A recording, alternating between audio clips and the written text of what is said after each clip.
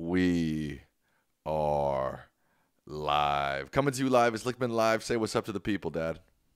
Hey, got a lot to talk about, and I'm really anxious to hear your questions tonight. I want to give some shout outs to some people in the chat. Let's see who we got here. We got some members: Miss Alali, Patrick Murray, Terry Green, Mike DeNicola, Daniel McWilliams, Captain M90s, President Belichick, Megan All right, Frankie, one of our presidents. Alex Moreno, Andrew, Cameron Kier just sent us $9. Thank you. And I think we got a donation earlier before we went live too from Dijon Darine. So thank you to them. We need them. Hello. You want to keep us on the air. Hello. Join and donate. Hello, Jim, Obama, Minnesota, Roberto, Benjamin Menendez says, "What's up, sexy boys?" Your response? Oh, I'm delighted to hear that. I haven't been called that sexy in a while, but let's get into it. So obviously in the United States here, we've seen quite a week of campus protests, counter protests, police presence, all kinds of stuff on college campuses in response to the Palestinian Hamas-Israel conflict in the Middle East. Last week, Dad, you said, it's too early to tell. It's not going to turn the social unrest key. It's not big enough. It's not widespread enough. Is that still the case, even after this week? Yes. Still? Yeah. I got to say this. Even though he's my old Brooklyn buddy, who is the Democrats' worst enemy? It's not Donald Trump. It's not Marjorie Taylor Greene. It's not Mitch McConnell. It's not Sean Hannity. You know who it is, Sam? The Democrats' biggest enemy from Brooklyn? Yes, an old guy from Brooklyn. Chuck Schumer. Bernie Sanders. Oh, whoa, okay. He's the guy who turned the fatal sixth key against the Democrats in 2016 with his quixotic, hopeless campaign against Hillary Clinton. And now he is saying that these demonstrations are comparable to what was going on in the 1960s and 1970s and toppled the Democrats. For an old guy who was around then, his history is horrendous. There is as yet no comparability.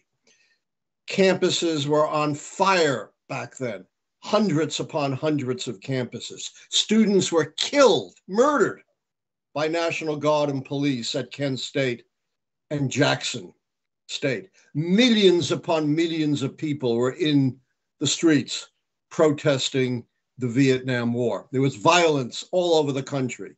The cities were on fire.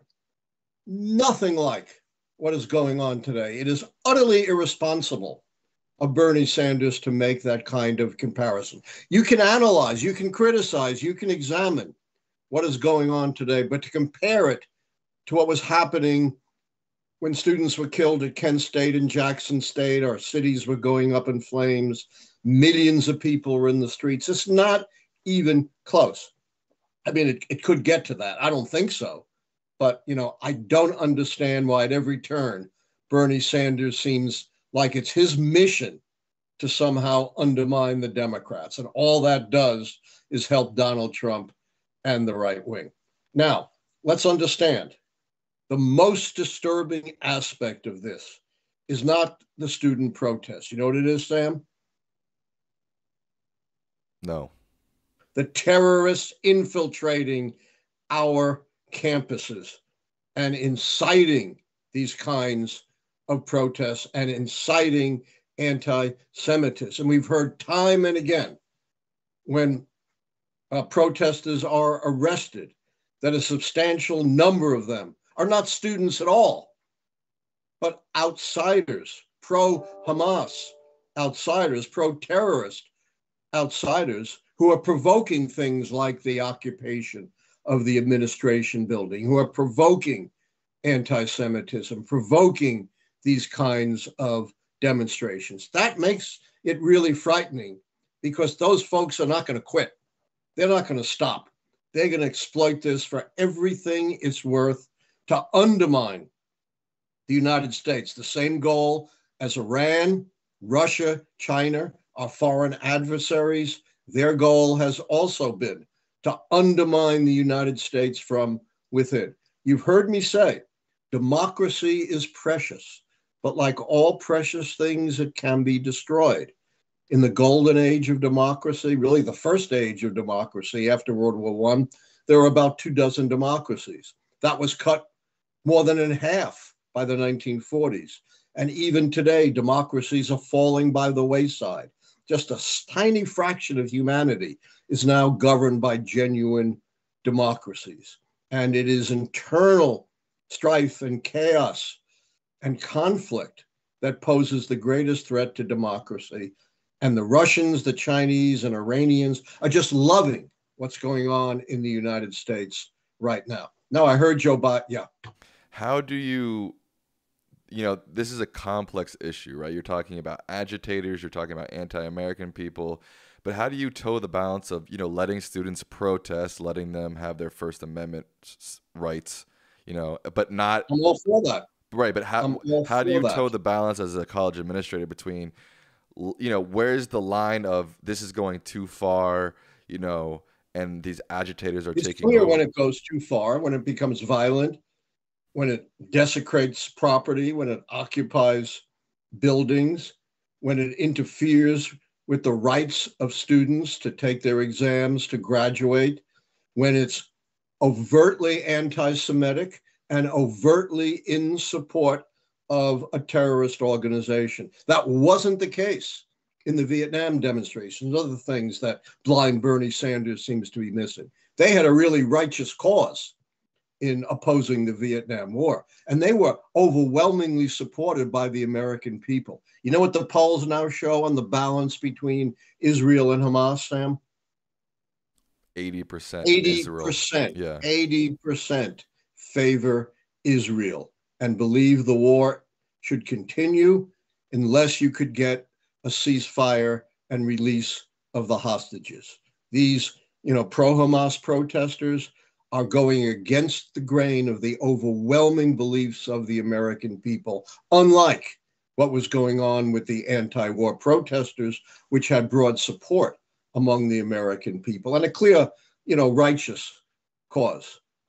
This cause is too much influenced by those who would undermine our democracy, support terrorists, and too much influenced by anti-Semitism and a totally one-sided view of the Middle East. Look, the truth is, both sides have genuine grievances, but you cannot just focus on the grievances of one side and ignore the other, particularly when that aids and abets terrorism. I heard Joe Biden speak, and I didn't disagree with what he said. He wasn't wrong, but I thought he could have been much stronger in denouncing anti-Semitism, which is at the root of a lot of this, and talking about the infiltration of these protests by pro-Hamas forces intent upon undermining American democracy and saying, we're not going to tolerate that kind of action on American soil. Unfortunately, he wasn't quite strong enough. But what would you say to, students who are out there who obviously definitely aren't pro-Hamas and are just there to stop the bloodshed in Gaza? That's fine. I have nothing, but these protests have gone beyond that, unfortunately, and turned into pro-Hamas. I signed 2 letters by professors at American University in the DC area, pointing out how one-sided, these demonstrations are, claiming we're on the right side of history, totally focusing only on the grievances of Palestinians, which are legitimate, but going way too far in seeming to sanction terrorism and ignoring all of the grievances that are equally legitimate on the side of Israel. How did Israel become a nation, Sam? Do you know? A UN charter? No. No. UN does not create nations. It became a nation when a concerted army of Muslim states sought to wipe out the Jews and wipe out Israel. This is what Franklin Roosevelt was deathly afraid of when 2 months before his death, when he was horribly ill, he went to see Abdul Said, the ruler of Saudi Arabia, the most important ruler in the Middle East. And he said, look, you've got 100 times more land than Palestine. Why not let the Jews have that little sliver of land, and we will make your deserts bloom. We will give you so much aid. It will be so much to the benefit of your people. And the king turned him down flatly, said the Jews are our blood enemy. We will never stop till we wipe them out. And FDR really tried as hard as he could. He thought he could persuade anyone to reach this peaceful solution because he believed that, in fact, as it happened, that the Arab states would try to wipe out Israel. And he didn't believe this tiny group of Jews could defeat the combined Arab armies in a war. And by some miracle they did. And that's how the state of Israel was created. And twice more Arab states tried to attack and wipe out Israel. And Iran, who might well be behind a lot of this terrorism, likely is, has openly said our goal is to wipe out every Jew in Israel. So, you know, so what's to the ignore all of that and only focus on the other side is profoundly wrong. So what's I said the UN Charter. Didn't the UN split the Levant? That was the partition of Palestine. There was, when it was still Palestine and not a sovereign nation. You mean by the UK? President David Ben-Gurion declared Israel a sovereign nation after they survived the attack. And President Harry Truman, who had been accused of anti-Semitism, within a day recognized the state of Israel. And that was the essential step. And the UK was the one who did that. I said the UN, but I meant the UN. Yeah, it was Palestine was a UK possession. And in 1917, Foreign Secretary Balfour said, we're going to reserve this as a Jewish homeland. So it wasn't just the Jews coming in. They had an imprimatur from those who controlled Palestine. All right. So long story short, we are not at a social unrest. I want to talk about the trial too. I know. I was just wrapping that point up, Dad. No, okay. Rap, Sam. Well, let's hear your rap. I just was going to say no social unrest key turned yet, still. Yet. Even after the week of pretty crazy-ish, if you ask me. Pretty crazy shit. It's got to be sustained, remember. We're going to have to see what happens the end of May in June. And how successful these infiltrators will be in sparking this again. Right, and as you said, it doesn't even come close to 1968 at all. Yeah, so. And there was some interesting commentary from Chris Cuomo tonight, who pointed out how social media has been sparking anti-Semitism. That, for example, those who primarily get their information from TikTok, as compared to those who don't, a 17% increase in anti-Semitism. So, you know, in the age of social media, things get viral fast. Right, but you could also say that social media has helped spread the humanitarian crisis that's in Gaza as well, No question. And again, I repeat, 80% of Americans, favor Israel as compared to Hamas and are very concerned about the survival of Israel. Instead of funding terrorists, instead of buying 5,000 Rolls Royces, some of the rich Arab states could actually do something for the Palestinians, but they don't want to because they want to keep the grievances alive. They want to keep the chaos alive as a wedge against the Jews, just as Donald Trump wants to keep the chaos alive in the border as a wedge against Joe Biden. All right, let's move on to these Trump trials. Can I be honest with you, Dad? Yeah. Snorefest. Haven't followed it. Snorefest. Haven't followed it. It seems boring as hell to me. I don't know what's going on. All trials are boring because they're not Perry Mason. They're not this, dramatic breakdown. I confess, I did it. You build the blocks slowly. And that's what the prosecution has been doing and been incredibly successful, starting with the campaign, how Trump and Cohen met with Pecker to say, we've got to stop these stories to help the campaign, not to, protect Melania and the family. If you believe that from Donald Trump, the guy who brags about grabbing women by their private parts and chasing down married women to screw them. If you believe that, Sam, buy my big bridge in my hometown of Brooklyn.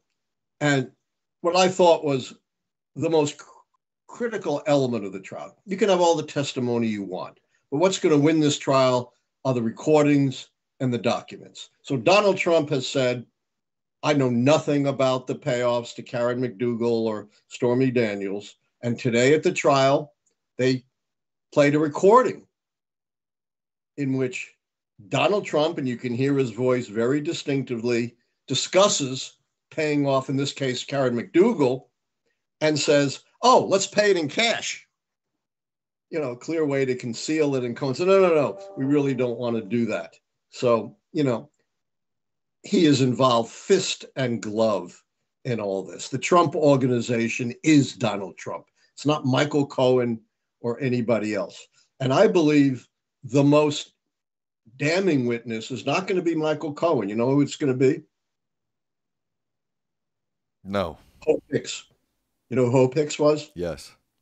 Right. His personal aide, very close to him, the spokesperson for the Trump campaign. And she was in on all this discussion about silencing these women who were accusing Donald Trump of having an affair with them. And of course, Donald Trump was never concerned about this until after the Access Hollywood tape came out. If he cared about his family, he would have been concerned long before that. So it is boring, but that's the way these trials go. All right. Well, I guess we'll wait and see what happens. We're still just waiting to see what happens. Well, there's still going to be weeks to go in this trial. What I'm curious about is what the defense is going to be. Are they going to put on any witnesses? Is Donald Trump going to testify?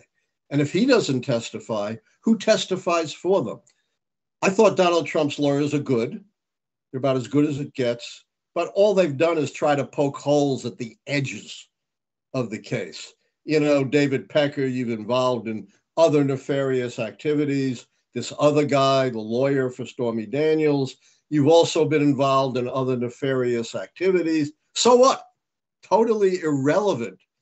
Although, you know, I guess it's designed to undermine their credibility. But, you know, they're doing a good job. But, you know, when the facts and the law are against you, you pound the table. We have breaking news on the Lichtman Live, Dad. We just got a $500 donation.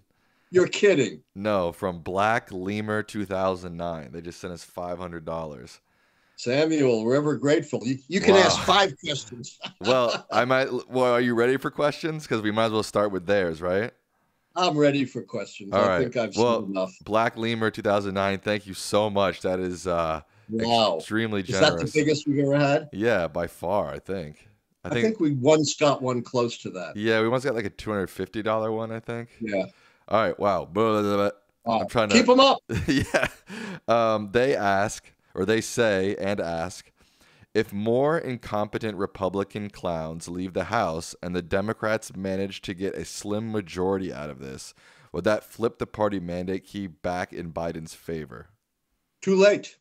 In other words, they'd only get them. Oh, you mean right now, if enough Republicans left before the election to flip the House to the Democrats? The answer is no, because when you read the key, you see it refers to after the midterm election. So it would refer to right after the 2022 election.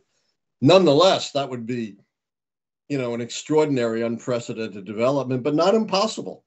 Very, very smart question. No wonder he gave us a big donation. Wow. Thank you so much. Member Theo Mio says, how did you come up with key 6 as the long-term economy key? Why real GDP per capita rather than real disposable income per capita? You could use either one. They track pretty closely. But the way we came up with all the keys is the same. We developed them in 1981, Sam, when I was 9, right? Yeah, about 9. About 9. And we looked at every election from 1860 to 1980. And we came up with the keys empirically. That is, these 13 keys as opposed to any other keys or any other combination, most clearly separated out incumbent party victories from challenging party victories. Or as I put it in collaboration with my colleague, the world's leading authority in earthquake prediction, Volodya Kailas-Borak, it distinguished stability, the White House party stays in power, from earthquake, the White House party is thrown out of power. So all keys were developed in the same way. Now, I get a whole lot of questions like, why don't you have inflation instead of real GDP? Or, lots of other ways of modifying the keys. My answer to all these people, you're absolutely free to develop your own system. Go right ahead. But if you are to use the keys, you've got to stick within the parameters and definition of the keys. We got a €20 donation from Count Bifford. So we've got presidents, now we've got counts in the chat, Dad. Wow, we have nobility. That's great. They say a second Trump term will not be fatal for democracy. If you're a smart government official, you will not do criminal favors for a 78-year-old boss because he won't live long enough to reward you and protect you from prosecution. That's a great point. Yeah. Yeah, but the problem is he has so many political appointees. He's going to put all his sycophants in. And, I wrote a book a couple of years ago called 13 Cracks, Repairing American Democracy After Trump. And I have a new one coming out, The Truth About Conservatism. And one of my big points is it's not just Trump. There are huge holes in our democracy that any unscrupulous politician can exploit. And don't think, if Trump had a stroke or Trump lost, that everything will be just fine in our democracy. And when you read that book, you'll see I have a whole series of essential reforms to protect our democracy. Remember, democracies are being diminished all over the world.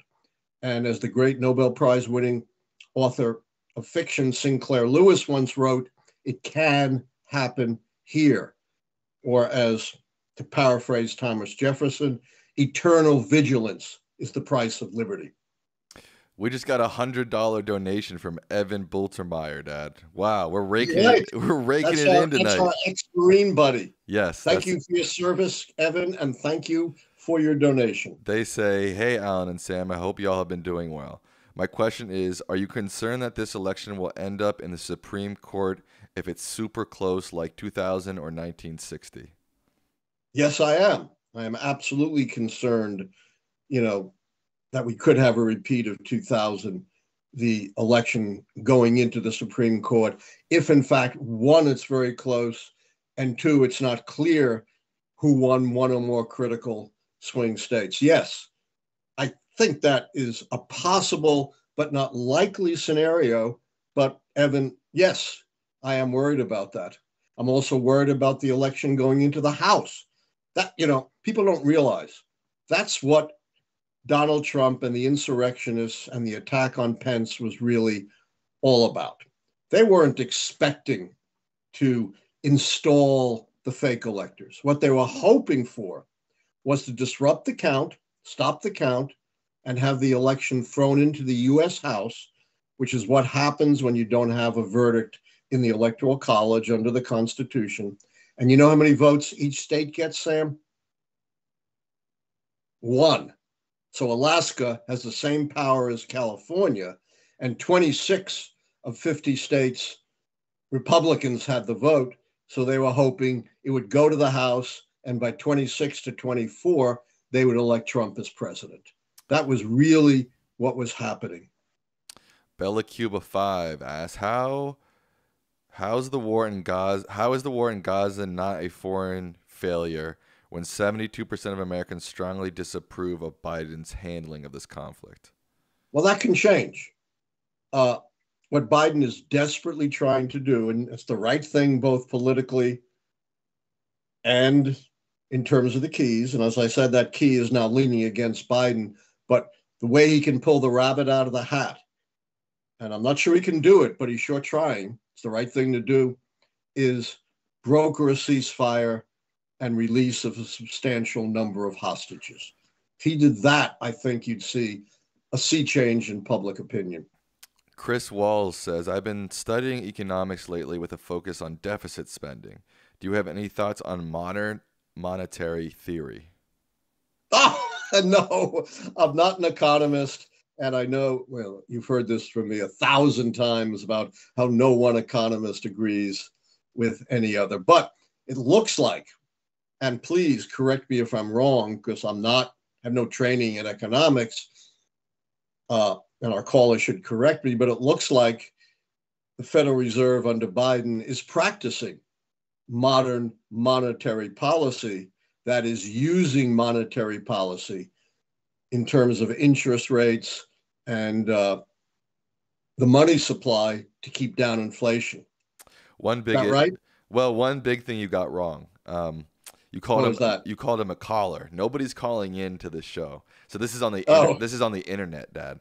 And there's a chat here. And I told you this. I need to get into the 21st century, huh? There you go. President Scrooge asks, I don't want to see the unrest key turned. What is the threshold for the key to flip or to be considered quote unquote sustained? Well, it'd have to go on for months, like we saw in the 60s, and would have to get big enough to truly threaten the stability of the country. You know, when we saw the Black Lives Matter movement, that was millions of people out in the streets, lots of violence, lots of deaths, lots of police brutality. It's got to at least reach that level. President Belichick wants to know, President Belichick agrees that it's not severe enough to topple key 8, but is there a fear that things will escalate? Absolutely. It's unpredictable. And as I said, the joker in the deck are these pro-Hamas non-students, probably, financed by Iran, whose interest is not legitimate protest, but to undermine the stability of the country and sow as much chaos as they can. But what proof do we have? What proof do we have that they were funded by Iran? That seems a little... None. I'm not claiming that, but it's pretty plausible. The funding has to come from somewhere. They're being funded. We know that. And Iran is a state which has said our goal is to wipe out all the Jews of Israel. And they have money because they have oil. Could be Russia too, could be China, but it's certainly one of our adversaries. And I think Iran is a likely culprit. I just get skeptical because it seems whenever there's protests on either side, people are always like, who's funding this? This person's funding this. This country's funding this. And it seems a little conspiratorial in my mind. It is a little. But, I was skeptical of this until recently when the arrests were made. And it turns out in some cases, even a majority of those arrested were not students, but, were part of outside groups. That kind of opened my eyes.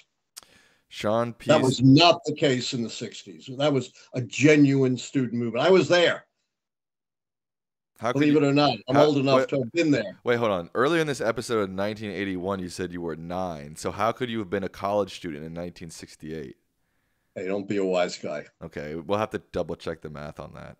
Yes. People in the chat, double check the math on that. Sean P. says, it's loosely based on history. So what are your thoughts on the movie Tombstone starring Kurt Russell and Val Kilmer? Have you ever been to Tombstone? I think I've been to Tombstone, but Sam's the movie guy. I'll let him answer that question. I've never seen that movie. I haven't either, so I can't answer it. Some Real News asks, why haven't you called the long-term economy key yet? As I said, at the moment, it's solid. But, because I'm not an economist and none of the economists agree, what happened in 2020 was the economy was looking strong, and then Trump's failure to deal with the pandemic led to the worst downturn since the Great Depression. So I guess it's still remotely possible that could happen, but the odds are overwhelming that the long-term economy key will stay in place.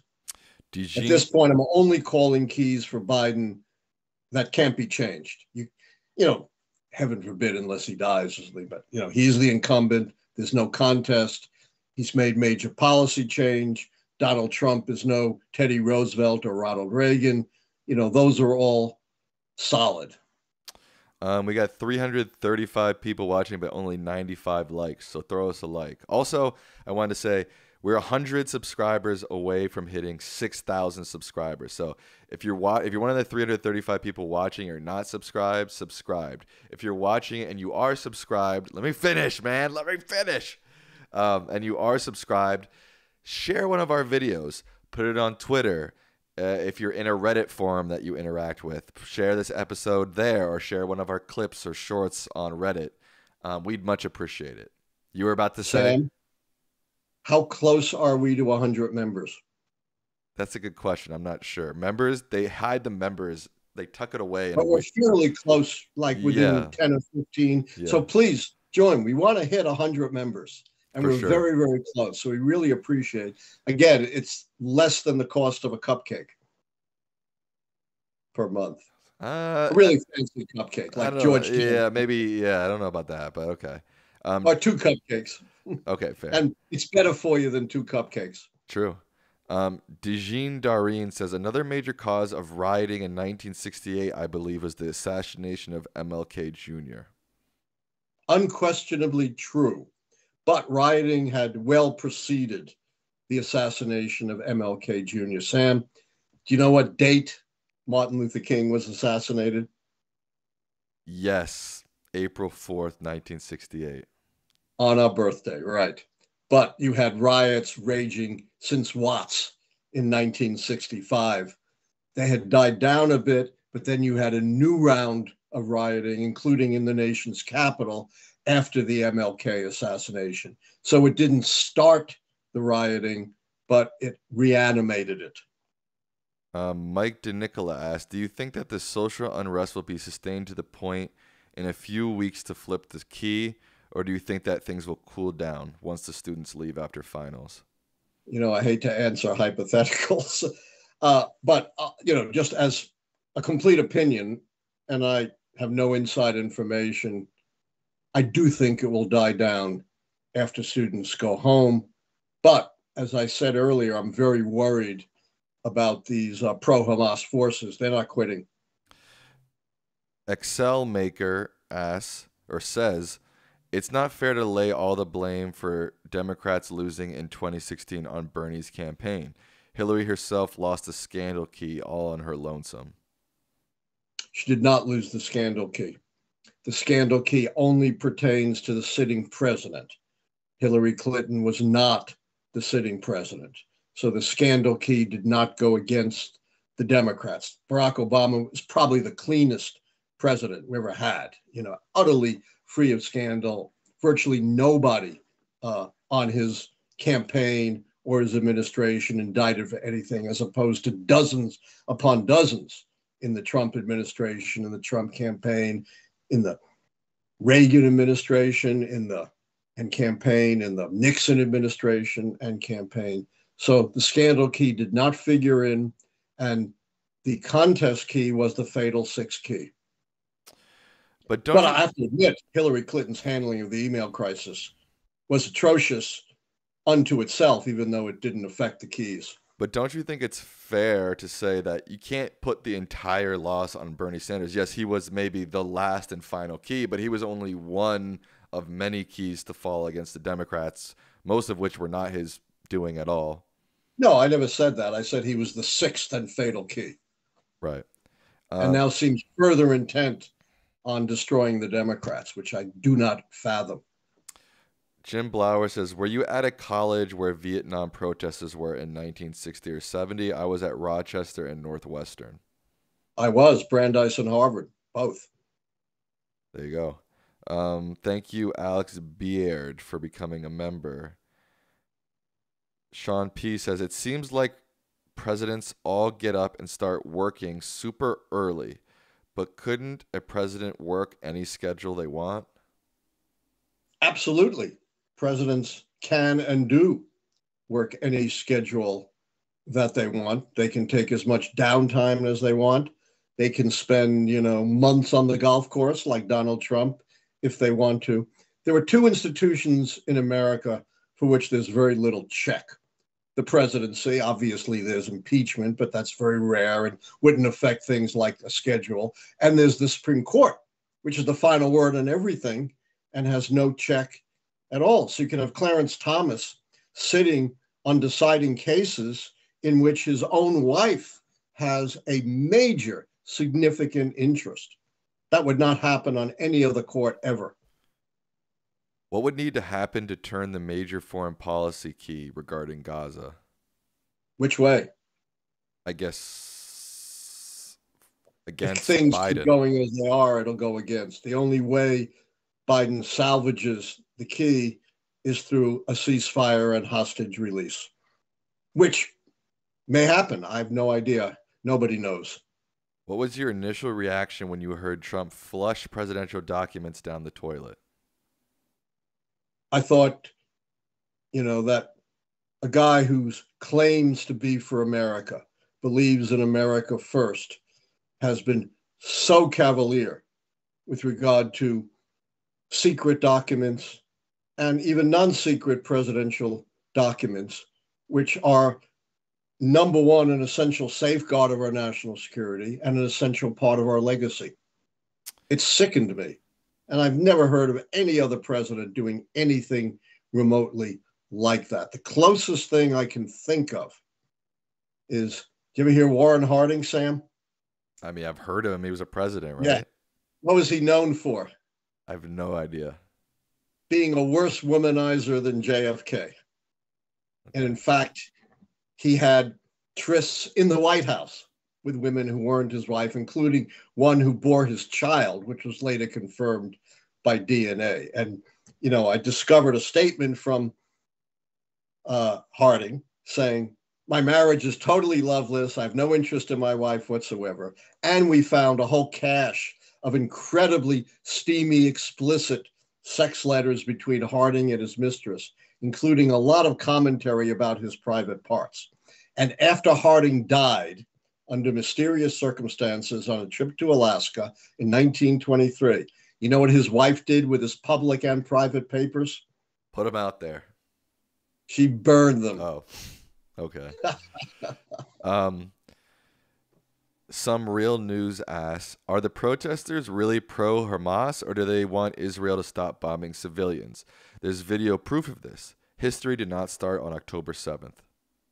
Oh, I agree. I've been very critical of Netanyahu, who, by the way, is not Biden's man. He's Trump's guy. He's considered the Donald Trump of Israel. But unfortunately, and I've seen this up close in D.C., there is a lot of pro-Hamas, not just humanitarian impulses among the protesters. Look, the protesters aren't monolithic. They don't represent any one thing. And I have no problem with protesters calling for the end to the bombing and end to the war in Gaza. That's fine. I have a lot of problem with the protesters being even hinting at anti-Semitism or support for Hamas. Thank you, J949, for the donation. And by the way, I will repeat again, 80% of the American people stand with me on that. Antonio Pizarro says, for the Gaza issue to turn a key, wouldn't it have to become front of mind for 90% of Americans, as was the Vietnam War, a nearly universal concern? It does have to be on the minds of a majority of Americans. I don't think you need it to be at the level of quite at 90%, but it has to be significantly on the mind of Americans. Talking about this incredibly mindless comparison of what's going on now with what was going on in the 60s and early 70s. Back then, the number one problem on the mind of Americans wasn't the economy, it wasn't the border, wasn't Russia, it was student demonstrations. Not to mention the fact that, right, all war is terrible, obviously, but all war is horrific. Let me finish. 47 million civilians died in World War II. Sorry, go ahead. It's so funny. Everybody always yells at me for interrupting you when you talk for 98% of the podcast, but I try to talk for 2 seconds. No, stop ranting and go. I think I was just going to say, Americans were dying in Vietnam. It makes a difference when the country you live in is sending your children to war versus a war happening in another country where none of your citizens are involved, essentially. That makes a huge difference. Huge. One of the big things, of course, that sparked the student demonstrations was the draft. The students were being drafted and sent to being butchered in Vietnam. I was one of those who was drafted. I was drafted in 1968, the height of the war. Luckily, I was 4F and wasn't sent to Vietnam, but I thought for sure I would be, and I would have gone because I wasn't a conscientious objector. Jay says, I saw Allan on CNN the other night. He needs to promote the podcast. I know. There was a big mistake. They gave me very little time, and I was just too rushed. I don't blame you. I don't blame you. I agree. I saw. What's that? I was just gonna say I don't blame you. I saw you. There was no time to really plug the podcast. It would have been awkward and weird for you to plug it. But it's strange to me because it's got like 700,000 views, and our subscribers or views hasn't on our channel. The video with Laura Courts on CNN has gotten 700,000 views. Our channel getting close to 800,000. Right. Our channel hasn't. I haven't seen any boosts from it at all. So I guess it's not. And it's funny because I even commented on the video from our channel being like, thanks for having me. Not a single like. Nobody saw it. I don't know why, but it hasn't seemed to do anything for our channel for some reason. Anyways. Sam, you got to figure out how to better promote our channel. I got to do everything. That's the issue. I got to make the videos. I got to edit the videos. I got to make the thumbnails. There's only so much I can do. Here's what you don't have to do. What? You don't have to answer the questions. You don't have to answer the question. Oh, that's true. Yes. Yeah. Yes. That is true. Riley P. asks, can the Secret Service refuse to allow a former president to be in prison? I don't think so. I mean, look, I'm not a lawyer, and that might go to the damn Supreme Court, but he can still have Secret Service protection in the prison. You put him in an isolation wing, and you have the Secret Service sitting on stools in front of his cell. Talk about a boring job, man. No kidding. Maybe they can play pinochle or something. Does anyone still play pinochle? I don't even know what that is. No idea what that is. What is pinochle? An old Jewish card game. Oh, okay. Are you your grandpa used to play that? Oh, okay. Are you surprised that Congress and Biden enacted the sell or ban TikTok bill? Will it survive court scrutiny? I have no idea if it's going to survive court scrutiny. I'm not surprised it passed. There was a tremendous amount of agitation, and I think there was some legitimacy. I just hope it doesn't get scooped up by some right-winger and become a right-wing propaganda network or social network. Whoever the courts decide, the courts, as we've learned, do not move fast. They don't expect TikTok to change hands tomorrow. I'll buy it. How much? Probably about 10 billion. Ooh, I think I'm a little short. You're a little short. Maybe you can borrow it. If Black Lemur 2009 keeps donating, maybe I can. With their 500 donation. Starling Reese with a $10. We're only $9,995,000 short. Oh shoot, yeah. Starling Reese with a $10 donation. They said, thanks for the Israel explanation. I've been trying to educate people on the background. It's a missing part of the discussion. Absolutely, and that's really a shame that this is campuses, and these students should be basing their protests on accurate information, considering that this is not a one-sided issue.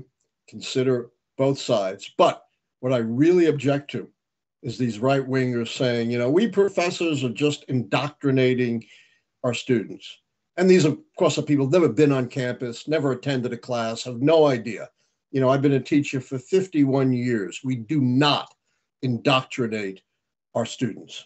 We provide them information, analysis. We teach them how to search for truth. We never just indoctrinate them. That is an enormous right-wing myth that needs to be exploded. Alan Postnick has been a member for 3 months. Thank you, Alan. They say, overall, would you consider all media in total pro-Trump or pro-Biden? It's divided. It's it's so sharply divided. There's no way to parse it out, percentage wise. Maybe slightly more pro-Trump because there do seem to be more viewers on the right wing, at least, cable media. And, but it's very hard to say. But I have to say, overall, I've been incredibly disappointed in the mainstream media. You've heard some of my complaints, calling the Trump trial the hush money trial or the run trial or an insignificant trial. That does an enormous injustice to the American people. Trump is not on trial for paying hush money. He is on trial for a very serious crime, a felony, 34 felonies, falsifying business records to illegally deceive the American people and the government. Just like everything else, it's an election fraud trial, just like the January 6th case or the case down in Georgia.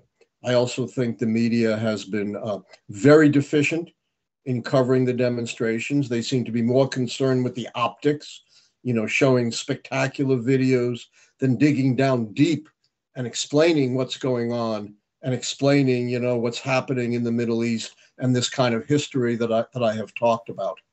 And they are way deficient in giving Donald Trump a constant platform. He always says the same thing.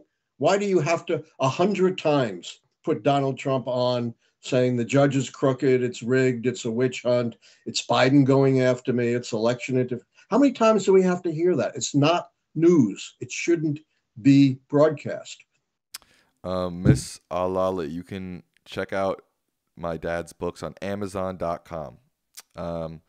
Tulak Horde and the Acolic Orchestra Gen Sec asks, Wow. how do the Keys address Trump losing the popular vote in 2016? I believe when you made that prediction, you just said you were picking the winner, right? Yeah. Ever since 2000, I've just been picking the winner. When I first developed the Keys, I really wasn't thinking about a divergence between the popular vote and the electoral college vote because it hadn't happened. It had to go all the way back to 1888, almost 100 years. But things have changed. Here's what's going on. The Democrats get about 5 million extra votes from what two states, Sam? New York and California. And what does that count for in the electoral college? Not much. Nothing. They could win those states by 537 votes and get the same electoral votes. And there's no comparable Republican states. And so if we were to have elections by popular vote, Democrats would always win. Since 1992, Sam, how many times have Republicans won the popular vote? 30 some odd years. Once, 2004, and then barely.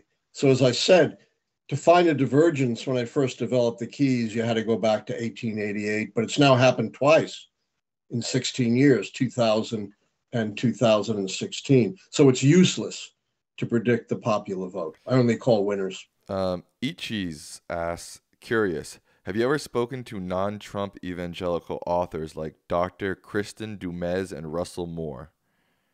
I haven't spoken to those two, but I do have friends who are evangelicals. And in my new book, which is not coming out yet, Truth About Conservatives, I point out how a lot of conservative evangelicals, including someone like Mike Johnson, cherry pick biblical tradition.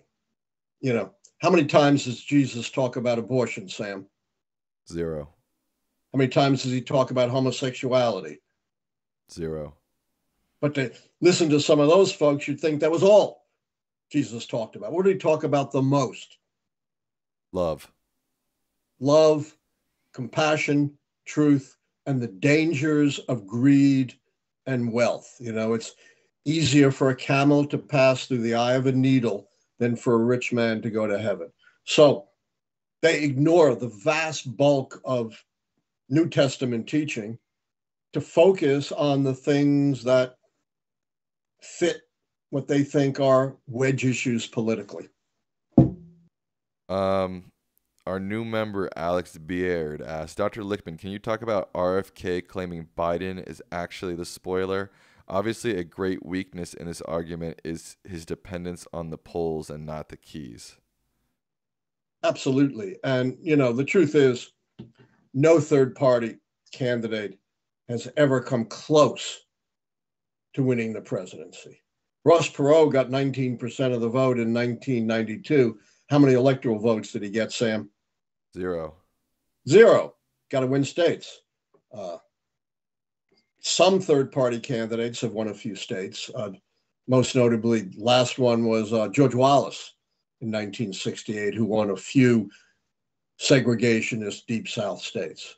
But third parties, it's really a binary choice, Republican versus Democrat, which is why I developed the theory of the wasted vote syndrome. We may love you, Ross Perot, but you can't win, so I'm not necessarily going to vote for you. Rian Kormos asked, should the Democratic Party prioritize in their platform passing the National Popular Vote Interstate Compact in 270 electoral votes worth of states? Very smart question, and absolutely. I'll explain for those who don't follow the minutia of politics. The 270 vote pact is a pact among the states where the states agreed, no matter what happens in their state, they're going to award their electoral votes to whoever wins the popular vote. And quite a number of states have signed on, but it has no influence because they're all blue states. It could be very powerful if some swing states signed on. Jeff Crusan asked, can you better explain why it's not as easy as people may think for Biden to stop sending military aid to Israel? I'm thinking another possible attack from Iran in the absence of U.S. aid could be a reason. You put your finger right on. Not only an attack from Iran, but Israel's surrounded by much more powerful enemies. You got to understand what a little tiny small state Israel is. It's not just Iran. It's Hezbollah, which is very powerful in Lebanon, really controls Lebanon to a great extent. It's, of course, Hamas in Gaza and perhaps other Arab states as well. Saudi Arabia? Possibly. They're a little ambiguous, but who knows, what they're funding. Nathan Zadro says, what would it take to turn the long-term economy key? Do you currently see a sudden, deep recession? There you go. Alex Moreno says it's interesting to see the keys have held since the 1860s, before women's suffrage and the Civil Rights Acts.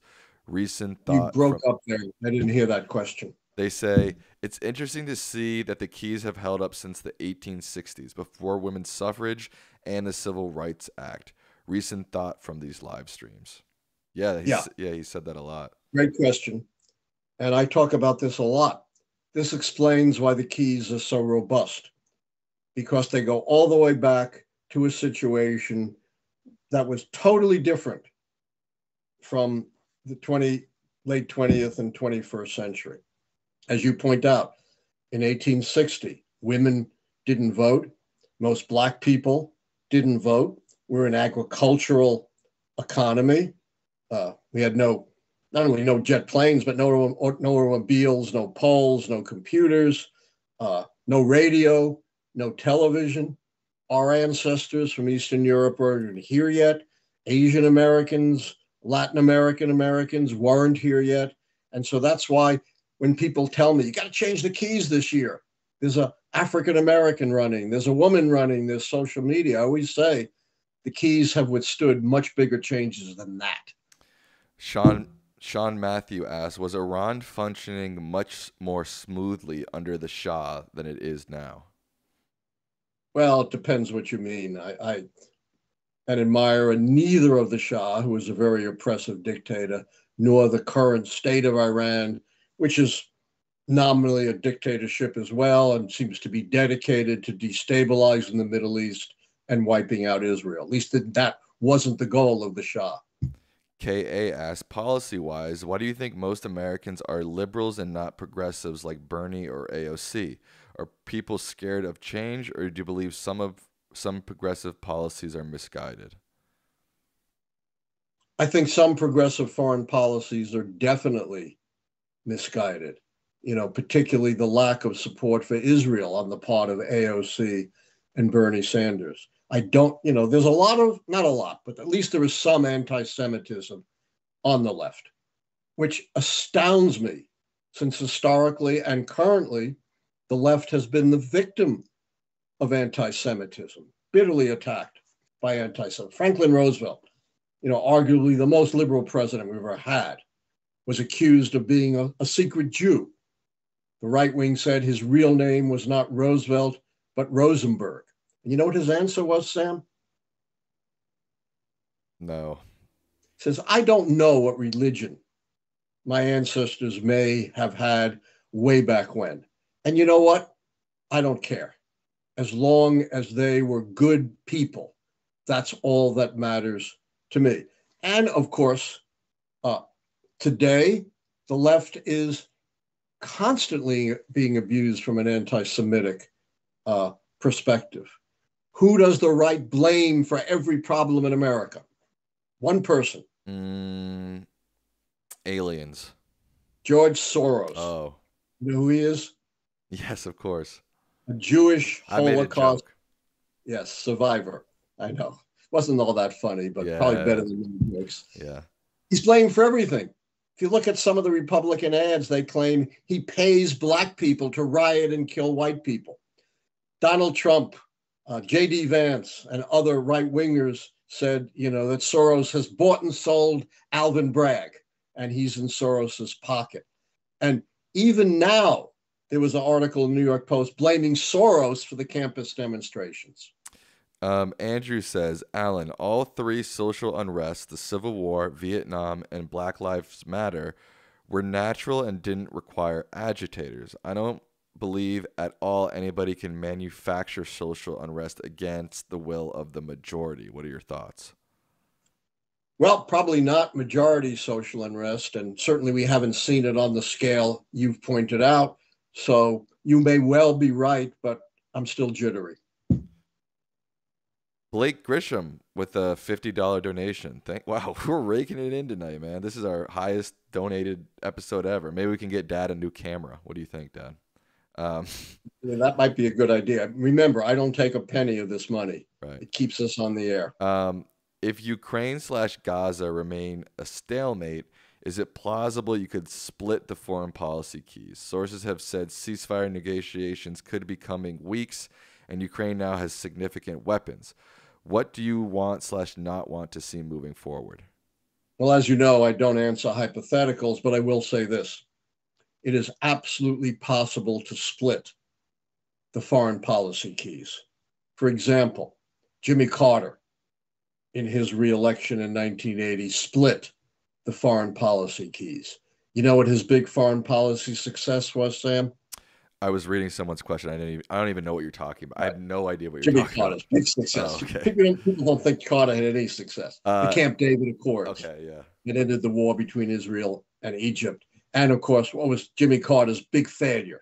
Iran hostage. The Iran hostage crisis. So absolutely, while I'm not going to speculate what might be hypothetically down the road, you certainly can split the foreign policy keys.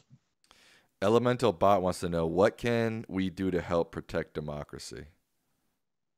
Read my book, Repairing Democracy After Trump. I have like 20 different remedies. Read my book and then ask me questions about it, and we can probe it in a future live rather than try to recapitulate the book right now. I don't know if you're going to want to answer this, but which of the four shaky keys are leaning towards or against Biden? We'll answer that in the keys special we do, right? Right. Yeah. Which not going to be next week, but sometime in the next few weeks. Right. Why does the press keep saying that your 2000 prediction failed when 2000 was only the American election decided by the decision of the court?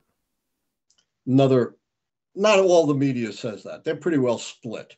And of course, the media that says I was wrong in 2000 is wrong. As your very smart member or questioner says, that election was decided by the Supreme Court when they stopped the recount in Florida with 537 votes for Bush. He won by 537 votes out of 6 million cast in Florida. So in a sense, no prediction could be right or wrong. But as I proved in my report to the eminent United States Commission on Civil Rights, and you can look it up, it's still on their website, that was a stolen election. Based on the actual verdict of the voters, Al Gore should have won going away, but for the discarding of ballots cast by Black voters who were 95% for Gore. 1 out of every 9 to 10 ballots cast, not people who stopped from voting, people who thought they voted. 1 out of every 9 to 10 ballots cast by a Black voter were discarded, compared to 1 out of 50 for white voters. If the discard rate for Black voters was not 0, but equal to the discard rate for whites, Al Gore would have won by over 40,000 votes. And by the way, most of those discarded Black votes were not those hanging chads or dimples. They were so-called overvotes, where Black people were told, punch in Gore, but just to make sure, write in Gore. And those votes were all thrown out. In most states, they would be allowed because the intent of the voter was very clear. There have also been a number of follow-up political science studies that proved I was right. How is Operation Fast and Furious not an Obama scandal? I don't really want to go into that, but it didn't touch directly upon the president and wasn't really a scandal. It was a botched operation, a very badly botched operation, but it wasn't corrupt. If you make the call for Biden, do you really think it would be that close? This election is becoming centered around women, who I believe will vote in numbers given abortion is front and center. You could be right. I don't opine on whether the election is close or not. I simply say who the keys indicate is going to win and who the keys indicate is going to lose. Unlike the compiler of polls, I actually tell you who the keys say is going to win. The compiler of polls give you these bogus probabilities, like, my least favorite person, Nate Silver, who said in 2016, 80% chance Hillary Clinton was going to win. Bogus probability. It's not a real probability. A real probability is based on the law of large numbers, a large number of repeated events. There are no repeated events for an election, but be that as it may. So it's 80%. Clinton loses. He says, see, I told you she had a 20% chance that she was going to lose. So he can never be wrong and he can never be right. All right, let's see. Here's an interesting question from Zach Halperin. They say, with your algorithm of predicting presidential elections, could it ever be possible for a third-party candidate to win the White House? History would say no. Never has that happened. Strange things can happen, but it would not be within my algorithm. Miles Wolf asks, what do you think Mike Johnson was trying to do by speaking in front of Columbia? Was it just an effort to inflame tensions and increase the chances of social unrest? I can't climb into Mike Johnson's head, but I think that's a reasonable hypothesis. He didn't seem to be going there to calm things down. It was just posturing. I don't know if he was thinking that specifically about the keys to the White House. I think it was just a political posturing move. Never underestimate how politicians do things according to the keys. Okay. Terry Green says, can Biden win the foreign policy success key with an Israeli-Saudi Arabia peace deal? No, I don't think so while the war in Gaza is still raging. I think the only way he does that, as I said before, is a ceasefire and a major hostage release. Thank you, Joseph William Pearson, for becoming a member. Evan Boltemeyer says, Allan, how has American University handled these protests? Pretty well. We've had protests. They were peaceful. They dissipated. I told you I signed a letter signed by scores of American University faculty indicating how we need to have dialogue on this, how we need to get together and try to deal with the grievances on both sides and not just push one side or the other. is the Bush administration guilty of war crimes, particularly for their use of torture? Are they war criminals? I haven't really thought about that. Certainly, their use of torture was reprehensible, uh, but I haven't investigated it to the point where I really want to say something as inflammatory as it was a war crime. But I will say a lot of what the Bush administration did was reprehensible.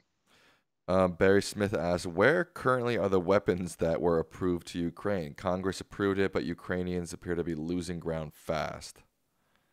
Things don't happen instantly. It takes a while to muster the weapons and get them over to Ukraine. But I do believe the Biden administration is trying to get those weapons to Ukraine as quickly as it possibly can. Jacob Wenner asks, can the Ukraine aid that has been passed by the House and Ukraine rearming turn the success true if they can hold off Russia? Well, they'd have to, I think, and again, I don't like answering hypotheticals, as you know, but I think they'd have to make some kind of advance beyond stalemate. Pierre Holmes asks, for the third party key, do you look at polls with only Trump, Biden, and RFK Jr., or polls with all candidates, including Cornel West and Jill Stein? I'm only looking at RFK Jr. Those other candidates, they'd be lucky to get 1%. Do you think he's going to continue to fade? KAS. I do, but I don't know that. What's remarkable, and I've never really seen this, is he's all over the map. I just saw some polls today. One poll had him at 3%, another poll had him at 15%. Again, it just shows how unreliable the polls are, also how volatile his candidacy is. Pro viewer wants to know where you were when JFK was assassinated. I was a freshman at Brandeis University, and I was in the lobby of the girls' dorm trying to get a date with Flora Ho. Her name was Flora Ho? Yeah, she was Hawaiian. Oh. H-O. Oh, gotcha. Not. I see. Sorry. You got a dirty mind, No, Sam. no. Do you believe the mainstream media is deliberately biased towards Trump and wants Biden to lose? Everybody on the other side of the aisle says the exact opposite thing, right? We talked about this before. The media is very divided. And I'm not sure the mainstream media is pro-Trump, but here's the thing. What does Trump do for the media, Sam, that no other candidate does? Ratings. That's why you're constantly hearing, even though it's not news, every single day, Trump ranting and whining about the same thing. And that's why you see, the media downplaying this very serious trial that's going on right now. Thank you, President Belichick, for the milkshake money. Jason, we answered that question about Trump's accomplishments last episode. Samuel. I'm aware. Let's see. Oh, we got a gifted sub from Diane Maggie. So thank you, Diane Maggie, for gifting a sub. And with that, I don't see any more questions. So, well, there's plenty of questions, but there's no more member questions I haven't already asked or... I'm getting worn out. All right, let's do one more question from a non-member. That's fair. From a non-member. Fair. Or a non-donation. Oh, I will not be going live, everybody. I am going to watch the Knick game. Let me check that. It's going on, isn't it? Here. Do you think that most American voters... Wait, actually, I don't understand this question. Knicks down 3 at halftime.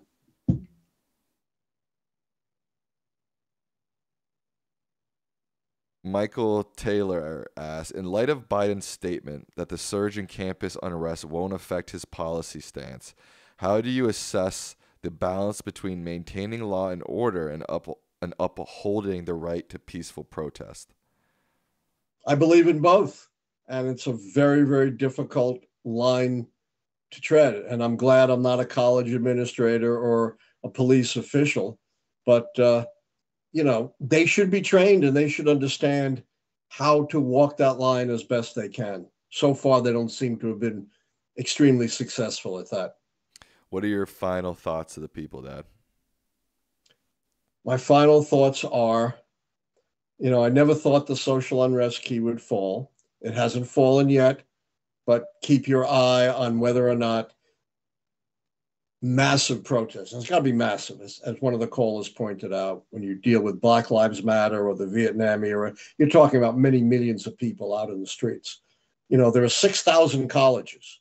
Less than 1% of them, less than 1% have demonstrators. And even in those colleges, only a tiny percent of students are involved. So you're talking about probably less than 0.1% of students nationwide involved in this. But again, it sells ratings. It's a spectacular thing, to watch police storming a building or encampments, encounters between police and demonstrators. It's all optics, sadly.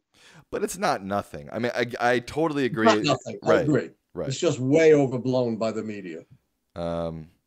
Pierre Holmes says, you need to do an interview on Media Touch, the Young Turks, Brian Tyler Cohen, David Packman. We'd love to, but they don't reach out to us. And I've reached out to some of them and they don't respond. So that'd be great. David Pecker, by the way.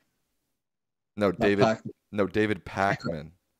Oh, this is David Packman. He's a YouTube, a political YouTube guy. Okay. All right. I want to say goodbye to the people who's still here. If you're still here, say hello and I'll shout you out. How about that, Dad? That's fair. Okay, let's see who's still here. President Belichick points out that you've actually been on Allan Packman. You have been on Allan Packman. You probably don't remember, but yes, I have. I think it was a long time ago. The name didn't pop to me, but yes, I have. You're right. All right. Shout out to Punisher 9652. Shout out to Karen Strickler. Shout out to Shelly Winters, Alex Blanco, Patrick Murray, Ross Goldberg, RBC, Vaylander. Wow, a lot of hellos in the chat. Susan Clark, Jesus Acosta, Will Strumiker. No. All right, he's yawning, folks. We're gonna go. Say goodbye, Dad. Goodbye. Be sure to tune in next week. Be sure to join as members and give us donations. You will hear things on this show you will hear nowhere else on any outlet. Good night. Good night.